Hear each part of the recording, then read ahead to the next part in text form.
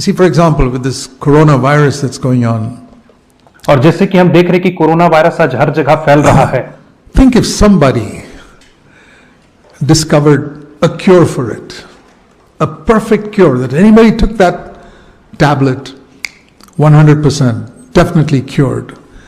और यदि कोई व्यक्ति इस बीमारी का, कोरोना वायरस की बीमारी का इलाज ढूंढ निकालता है या एक ऐसी दवाई बना लेता है जिसका सेवन यदि कोई व्यक्ति करे तो पूरे रीति से ठीक हो जाए, he would get the Nobel Prize for medicine. तो उस व्यक्ति को दवाई के क्षेत्र में nobel You know prize that's what the मिलेगा। blood of Jesus does for sin. और आपको पता है कि यही कार्य यीशु मसीह का लहू पाप के लिए करता है। 100% sin is cleansed. There's not a trace of it. और 100% पाप जो है वह शुद्ध कर दिया जाता है, उसका एक अंश भी नहीं छूटता है। Do you think people take that seriously? पर आपको क्या लगता है कि लोग इसे गंभीरता से लेते हैं? They would take a tablet or a medicine that healed coronavirus completely. Oh wow, what a wonderful thing that is. परंतु लोग उस टैबलेट को जो कोरोना वायरस का इलाज कर सकती उसे ज्यादा गंभीरता से लेंगे और कहेंगे कि कितनी अद्भुत दवाई है ये। What a great person that person is. And here Jesus' blood cleanses every trace of sin when we confess it. Even Christians don't take it so wonderfully. They're not so grateful. और वे उस व्यक्ति को कहेंगे कि कैसा महान व्यक्ति जिसने इस दवाई का आविष्कार करके खोज निकाला, परंतु यहां तक कि मसीही लोगों को आज हमें देखने में आता है कि वे लोग यीशु मसीह के लहू को जो हमारे तमाम पापों को शुद्ध कर सकता है, वे उस लहू को गंभीरता से नहीं लेते हैं। That is a cure for sin. और वही तो पाप के लिए एक दवाई है। But what if somebody also discovered a vaccine that would prevent you from getting it? That's another thing. A cure is a medicine. A vaccine is something that prevents you from getting it. परंतु इस बात की आप कल्पना करिए कि यदि कोई एक टीका या एक वैक्सीन का आविष्कार करता है, दवाई तो ठीक है परंतु वैक्सीन ले लेने से वो बीमारी आपको लगेगी ही नहीं। You know, the time of my grandparents, our grandparents in that generation, the early part of the 20th century, और मेरे दादी दादा के समय में अर्थात 20वीं शताब्दी के शुरुआती दिनों में there were many people in my part of India, in Kerala, who died of smallpox. और उस समय केरला प्रांत में बहुत सारे ऐसे लोग थे जो स्मॉल पॉक्स की बीमारी से जिनकी मृत्यु हो चुकी थी। 25 years old, 30 years old, they die of smallpox. और उस समय लोग 25 वर्ष के 30 वर्ष की आयु में स्मॉल पॉक्स की बीमारी से उनकी मृत्यु हो Many जाती थी। cases. और ऐसे बहुत सारे केस देखने को So we आते all got vaccines, a vaccination of smallpox when we were kids.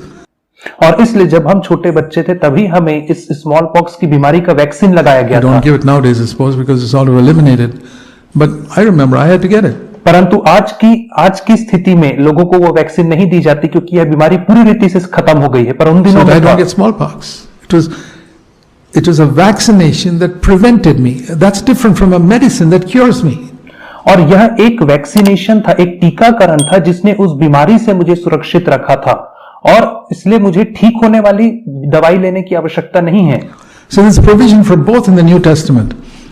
और इसलिए नए नियम में दोनों के लिए ही The प्रावधान medicine है। that cures is the blood of Jesus Christ. I've already sinned and it has to be cleansed. I've already got this coronavirus and here's the cure for it. और जो दवाई जो है जो इसे ठीक करती वो यीशु मसीह का लहू है, अर्थात यदि मुझे कोरोना वायरस हो गया उसकी कोई मैं दवाई लूंगा तो मैं ठीक हो जाऊंगा। But there's a vaccine that can prevent me from getting it. And that's what the Bible calls grace. परंतु एक वैक्सीन है जो मुझे इसे लगने से रोक सकती है, इसी टीकाकरण को बाइबल कहती है अनुग्रह। Sin shall not rule over you पाप तुम पर प्रभुता नहीं करेगा because you got grace. क्योंकि तुम्हें अनुग्रह प्राप्त हुआ है और इसी वजह से पाप तुम्हारा स्वामी नहीं होगा। I don't have to get it. और मुझे उसे लगने की या प्राप्त करने की आवश्यकता नहीं है। Can you imagine how excited people would be if there was a guaranteed vaccination that would prevent you from ever getting the flu or ever getting the virus? और आपको लगता है कि लोग कितने ज्यादा उत्साहित होंगे कि यदि एक ऐसी दवाई आ जाए, जिसे एक ऐसा वैक्सीन आ जाए जिसके बाद लोगों को कभी भी ना तो सर्दी हो, ना जुकाम हो, ना फ्लू हो। How excited are Christians to get that grace, the real grace of God that will keep me from sin. परंतु मसीही लोग कितना ज्यादा उत्साहित होते हैं उस वास्तविक अनुग्रह को प्राप्त करने के द्वारा जो मुझे पाप करने से बचा That सकती will है vaccinate me against sinning. और वह मुझे पाप पाप के विरोध में टीकाकरण प्रदान This करेगा। is the question we need to ask ourselves as believers. Forget the rest of the world. और यह विश्वासी होने के नाते यही प्रश्न तो हमें अपने आप से करना है, सारी दुनिया को भूल Will you जाइए। take sin as seriously as you would take sickness in yourself or in your children? क्या आप जितनी गंभीरता से बीमारी को अपने और अपने परिवार के लिए लेते हैं, क्या आप पाप को भी अपने और अपने परिवार के लिए उतनी गंभीरता से By लेते his हैं? stripes we are healed, उसके कोड़े that we खाने से might die to sin and live to righteousness. और उसके कोड़े खाने से हम सब चंगे हो गए ताकि हम पाप के लिए मर जाएं और उसके बाद हम धार्मिकता के लिए जीवन जी सके। That's what 1 Peter chapter 2 we read. और इसी चीज को तो हम पहला पत्रस और उसके दूसरे अध्याय में पढ़ते हैं। So in the midst of a world which lives on fear, we lift up our heads और एक ऐसे संसार के मध्य में जो भय में जीवन जीता है, हम अपने सिर को ऊपर because our उठाते हैं। heart is strengthened by grace, as it says in Hebrews 13 verse 8. The heart is strengthened by grace. It's vaccinated against sin as long as I continue to receive that grace.